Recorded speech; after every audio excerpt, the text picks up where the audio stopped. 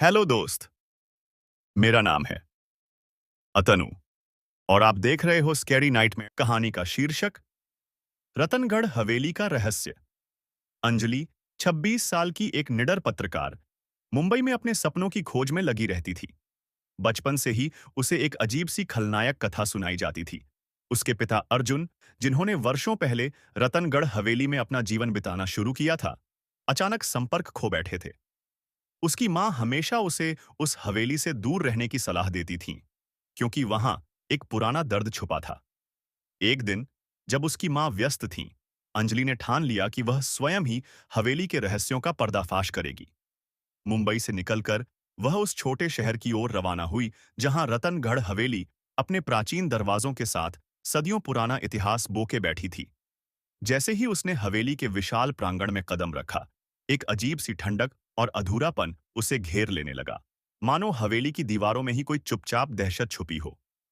हवेली के भीतर घूमते हुए अंजलि ने दीवारों पर उकेरे पुराने लिपि, जर्जर फोटोग्राफ और टूटी हुई डायरी का एक पन्ना खोजा। उस पन्ने में लिखा था कि सालों पहले हवेली में एक वफादार नौकरानी, कालिंदी, को अनैतिक व्यवहार का शिकार बनाया गया था। उसके दुख और क्रोध की वजह से उसकी आत्मा ने हवेली में रहकर बदला लेने का प्रण लिया था। लोगों का मानना था कि रात के सन्नाटे में हवेली में एक अस्पष्ट छाया दिखाई देती है, जो अपने दर्द को व्यक्त करती हुई अनजान चेहरों में बदल जाती है। अंजलि ने अपनी खोज जारी रखी। हर कदम पर उसे ऐसा लगा कि कोई उसका पीछा कर रहा है। रात होते होते हवेली की खामोशी में अचानक फुसफुसाहटें गूंजने लगीं।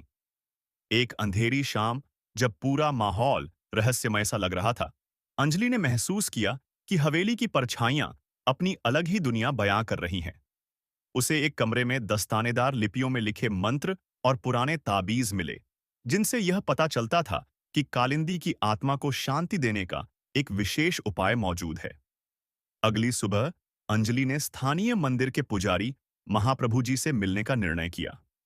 उन्होंने बताया कि हवेली में प्रचलित शाप के अनुसार कालिंदी की आत्मा तब तक सुलझ नहीं सकती जब तक कि उसके दुख का सच सामने न आ जाए। उन्होंने कहा कि अर्जुन, अंजलि के पिता, शायद उसी इतिहास का हिस्सा थे। कहते हैं कि हवेली में कुछ गड़बड़ घटित हुई थी, जिससे अर्जुन के जीवन में भी अंधकार उतर आया। अंजलि ने पुजारी महाप्रभु जी के निर्देशानुसार एक विशेष पूजा आयोजित की।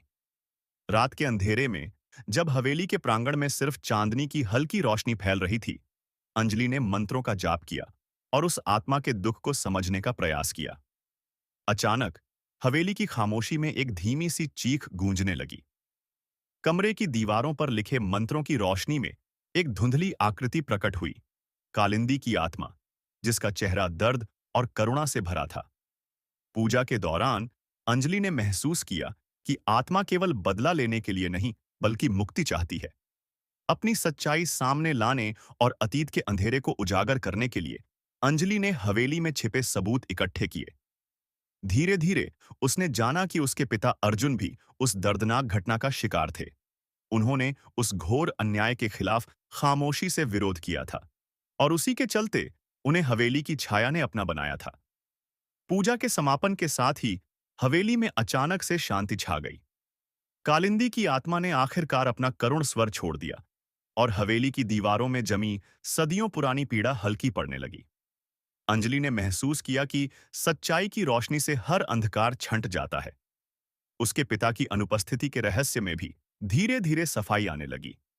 हवेली ने उन्हें बंधनों से मुक्त कर दिया था। आज भी रतनगढ़ हवेली के बारे में कहा जाता है कि रात के सन्नाटे में कभी कभार मधुर धुनों के साथ एक शांति की लहर दौड़ जाती है, मानो अतीत के सारे दर्द ने आराम पा लिया हो। अंजलि की इस साहसी यात्रा ने न सिर्फ उसे अपने परिवार के छुपे राजों से रूबरू कराया, बल्कि यह भी साबित किया कि सच्चाई और हिम्मत से हर प्रेतात्मा का मुकाबला किया जा सकता है। क्या आपने कभी किसी ऐसी जगह का अनुभव किया है जहां अतीत की परछाइयां आज भी जीवित हों? अपने विचार और अनुभव नीचे कमेंट करें।